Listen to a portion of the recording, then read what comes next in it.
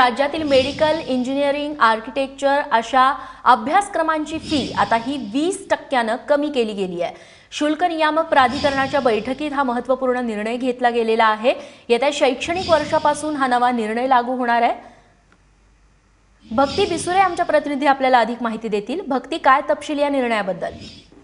रेश्मा, तू म्हणालीस तसं पालक आणि विद्यार्थी दोघांसाठी सुद्धा अतिशय दिलासादायक अशी बातमी असं म्हणायला हरकत नाही।